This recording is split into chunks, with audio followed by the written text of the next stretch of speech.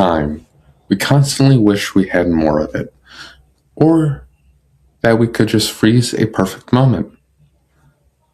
Being at the movies with your friends, being at a nice dinner with your family, being on an amazing vacation and you just want to halt the day and just soak in the sun and watch the beach.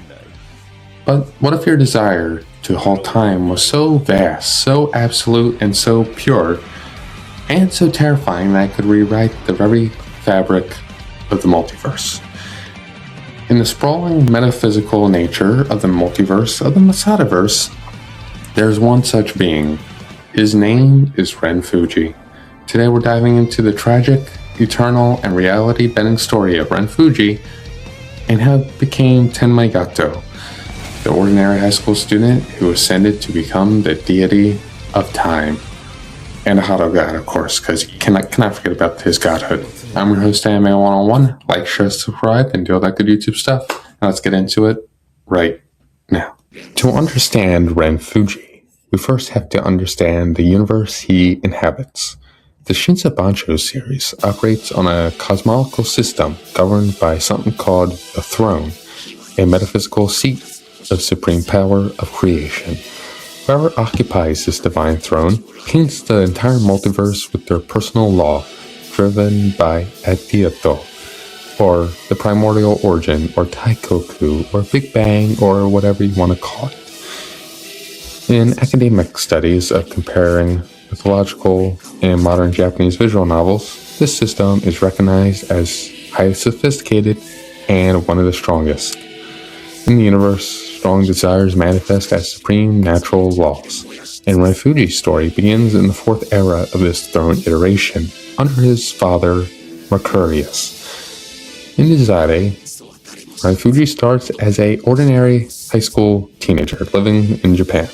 He's plagued by recurring horrific visions or nightmares of a guillotine and suffers from severe falling out with his best friend, Shiro. Not Fate Shiro, a different Shiro.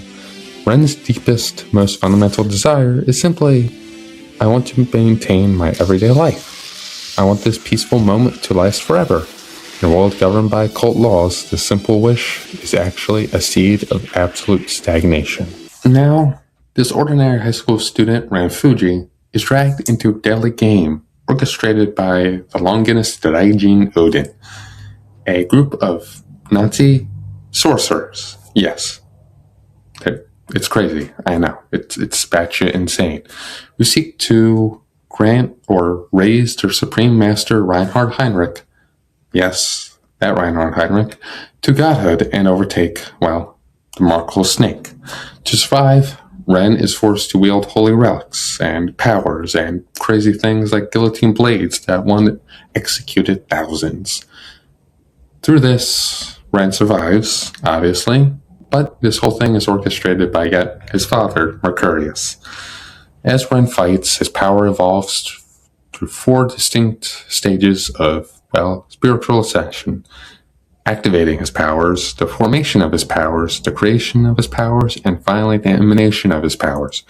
When Ren activates his powers, he manifests the desire to stop time, accelerate his opponents to an absolute standstill while he moves at normal speeds, effectively making him a speedster of unmatched proportions. But in the true ending of Desire, where Ren achieves his emanation, the state of godhood, by chanting his holy covenant, Ren's soul expands to encompass the very multiverse itself. His law is born. Under his law, Ren freezes all of time across existence. Nothing can age, nothing can decay, and no one can die. It's a state of eternal, unchanging peace. But his ascension comes at a terrible price. To maintain this state, he must defeat the golden beast of destruction, Reinhard himself, and his father, Mercurius. Ren must merge with his companion Marie to become the, new heaven. Ren becomes her guardian, her executioner, and her eternal protector. So, what do we have? Ordinary high school student who becomes God, who protects the woman he loves. She becomes God. His father is God, and his arch rival, basically, depending on how you look at it, either his brother, aka Reinhard, his uncle, Reinhard, or his father-in-law, in some routes, Reinhard. So, that's just what we got going on. Batshit Nazi, occultist, and absolute pandemonium across the multiverse. This brings us to the sequel visual novel, K3. Centuries after the event,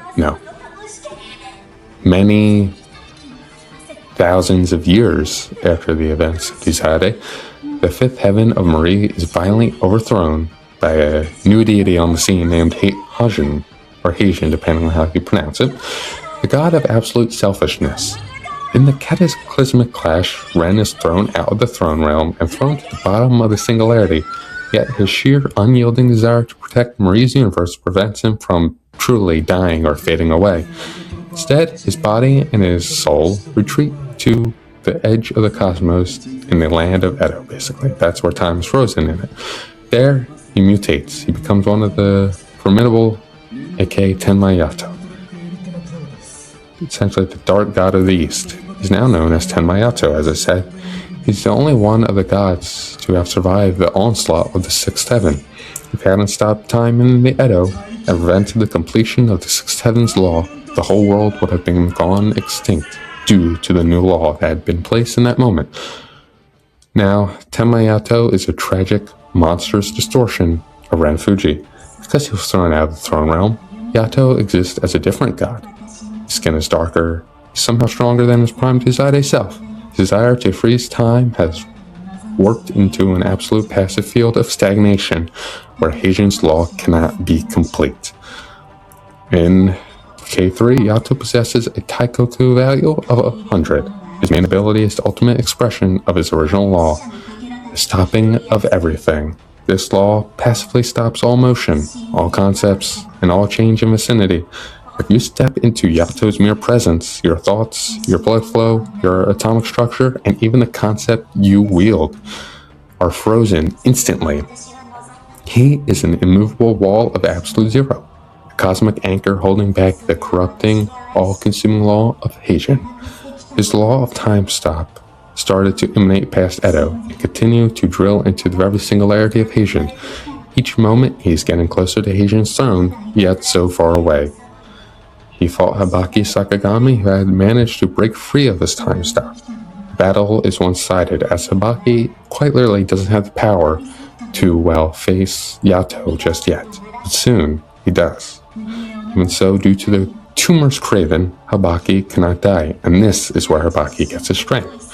Upon realizing Habaki's nature as tumor, he tries and tests their bond and love of others. Basically, Yato's like, let me see if this guy can beat Heijin, because I've been trying for the past 8,000 years, and I ain't been able to do shit. So, let me try training Habaki in quotation points to see if he and his group can get the job done. And yet they do. He appeared to them one last time as a spirit before disappearing. He told them that by killing him, the expedition will now allow Heijin's law to complete. However, he drills through all the layers of the singularity one last time, but one, and leaves everything to the expedition's hands in order to get the job done. So Yato, you may have been the villain in Habaki and Expedition's eyes, but really, he was like an angry boxing trainer. He may have been a dick to them, but it was all worth it in the end.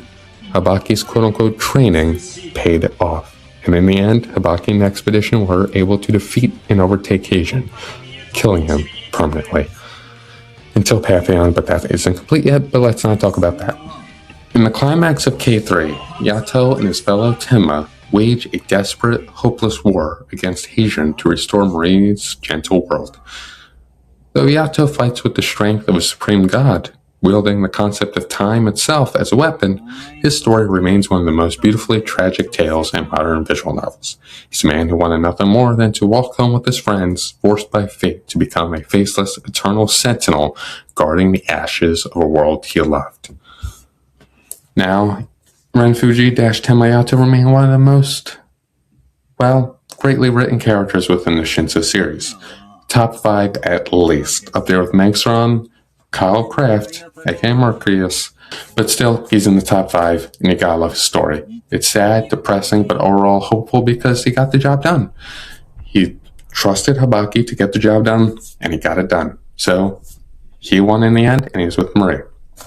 So, from a reluctant high school student with a guillotine arm to the ultimate god of time, Tenma Yato, Dasher and Fuji, is and always will be a testament to the sheer terrifying power of human willpower in the Shinza universe. But let me know in the comment section down below, what do you think of Tenma Yato and how absolutely tragic it is, his story. It's just like, wow, I can't believe he went through all that. And guess what? He went through that for over 8,000 to 9,000 years. Like, my guy was just like, okay, got a job to do, and I gotta get this job done. So, what do you think of his tragic transformation? Let me know in the comment section down below. Like, share, subscribe, do all that good YouTube stuff. Signing out. See you guys next time. Have a great day.